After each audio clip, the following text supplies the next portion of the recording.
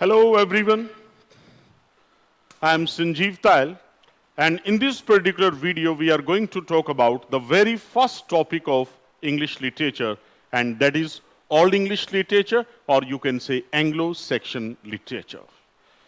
You know, my dear students, that original inhabitants of Britain, they were known as Britons, B-R-I-T-O-N-S.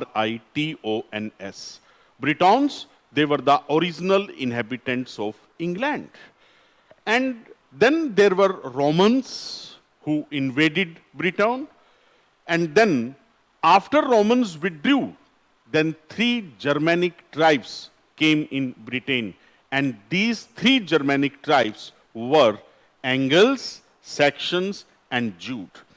These three Germanic tribes, Angles, Saxons, and Jute, they were invited by the original inhabitants of England.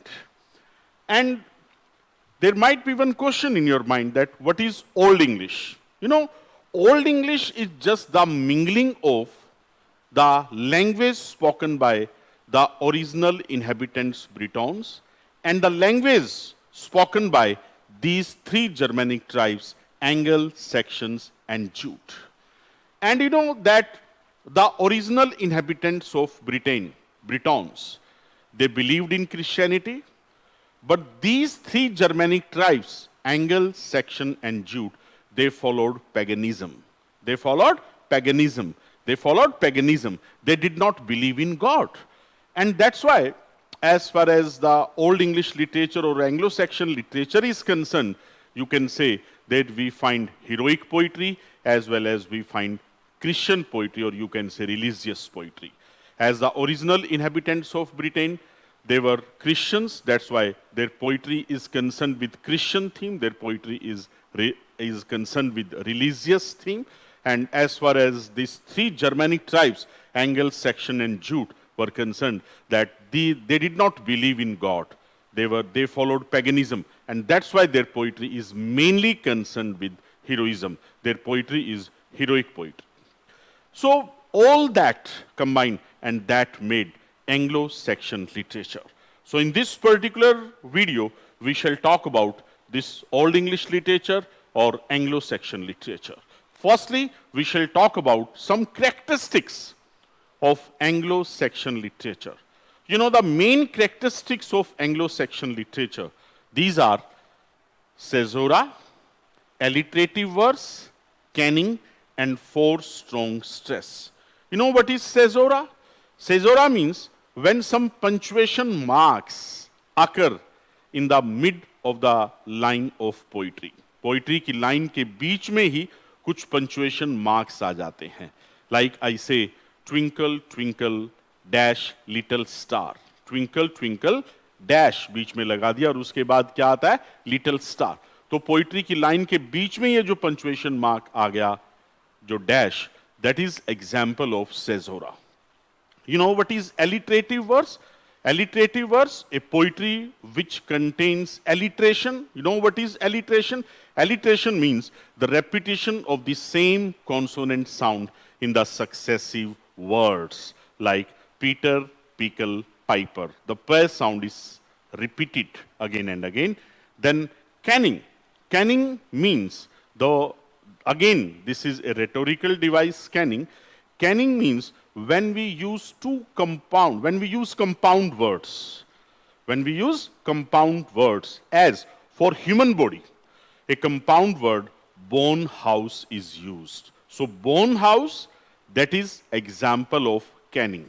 And then four strong stresses. So my dear students, these are some major characteristics of Old English poetry, and this is very important from exam point of view. Then we move forward.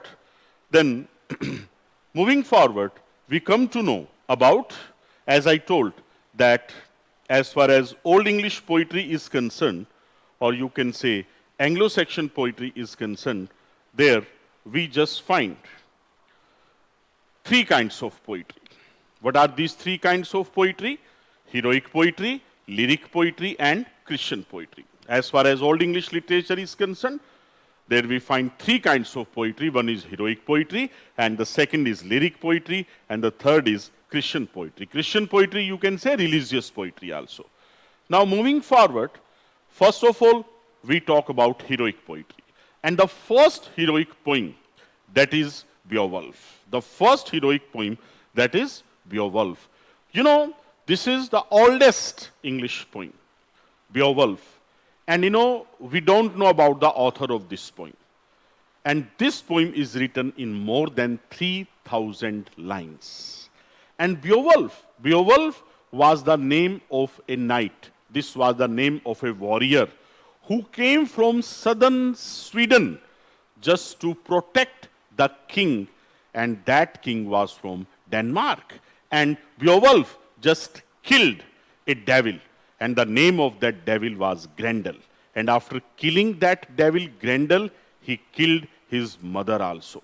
So you can say that this poem Beowulf is a heroic poem, and this poem tells about the people, the life the people of that time used to live. So this is Beowulf. And then the next heroic poem, that is Waldere. This poem is about Walter of Aquitaine. You know, Walter of Aquitaine is actually a post, just like king. So this poem is about Walter of Aquitaine and Hildegith. Walter of Aquitaine and a female character, and the name of that female character is Hildegith.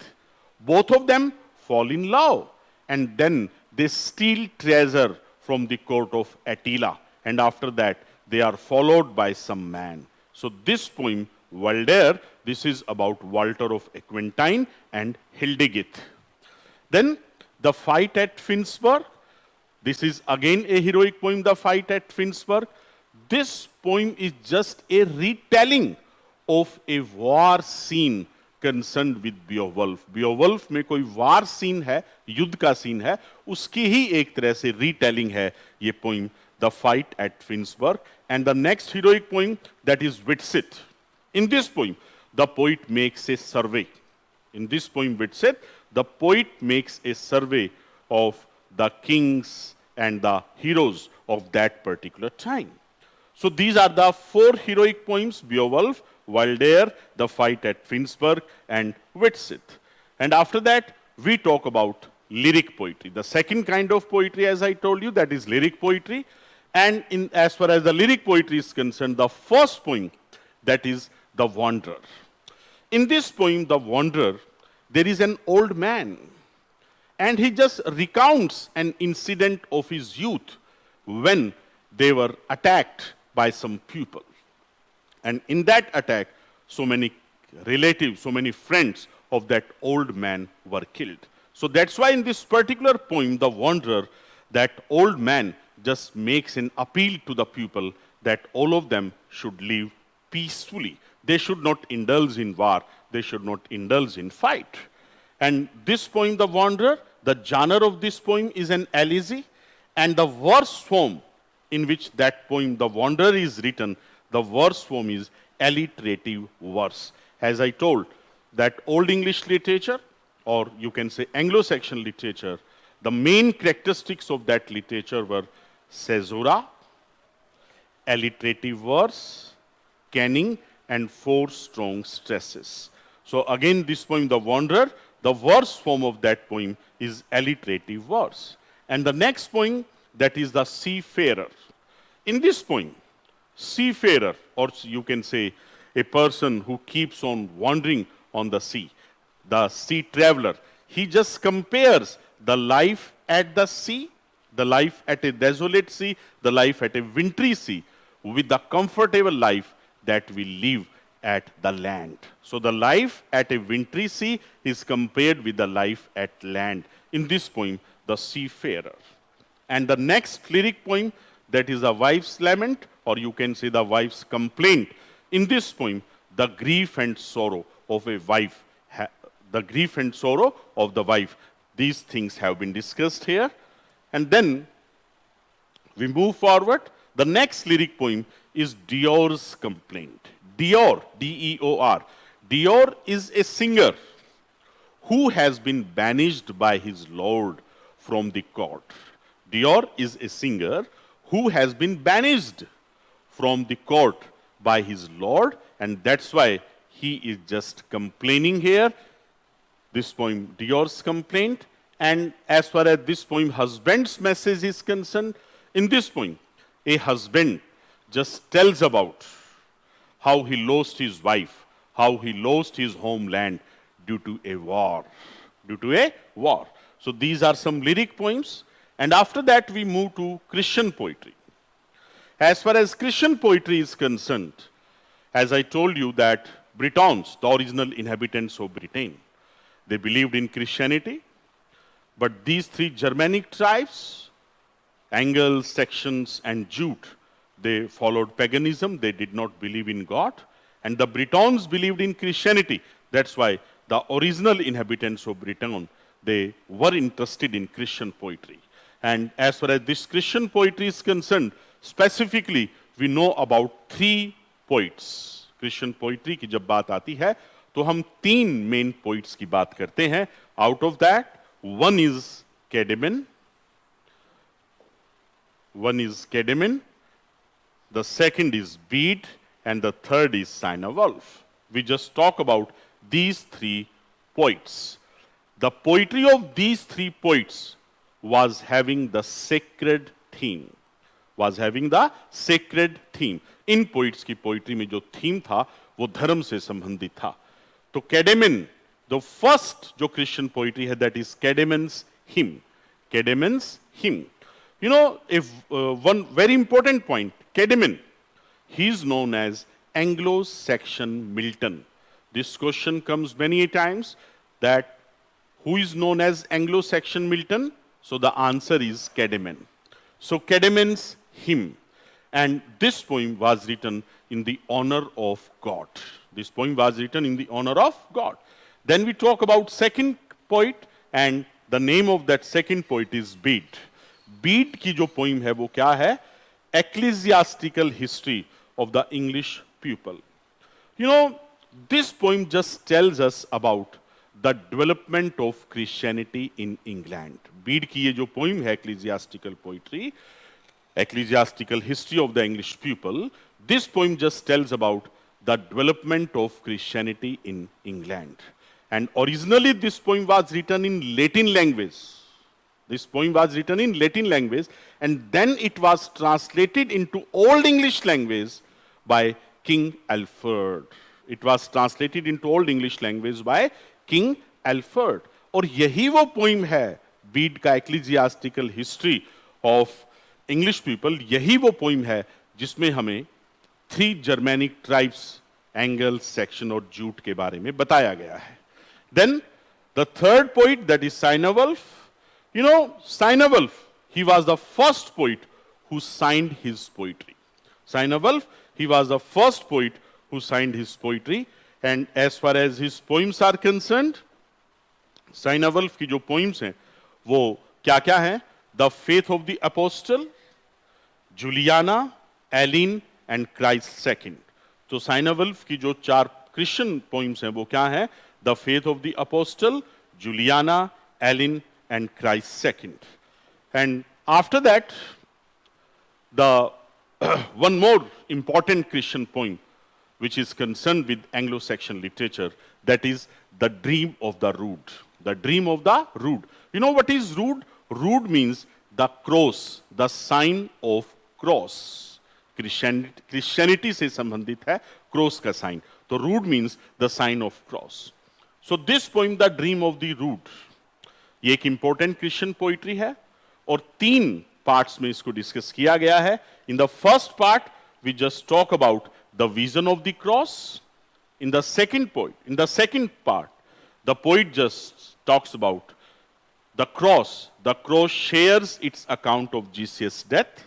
And in the third part, the poet gives his reflection about his vision.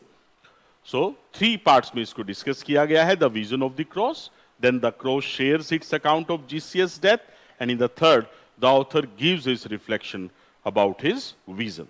So these are the three parts in which this poem, the Dream of the Rood, has been discussed. So this was the poetry of Old English literature or Anglo-Saxon literature. The poetry was divided into three parts: heroic poetry, lyric poetry, and then Christian poetry. Now we move to prose, my dear students. You know, as far as prose was concerned, that was not so much prominent in that age. Poetry was very important, it was very prominent. And as far as prose was concerned, that developed with the development of Christianity. You know, the records in the churches, they were kept in prose. All the sermons were written in prose. And the main person who was responsible for the development of prose as far as Old English literature is concerned, that main person was King Alfred. The main person for the development of prose, that main person was King Alfred. तो King Alfred का जो prose में जो work है, जो बहुत important है, वो क्या है? Anglo-Saxon Chronicle.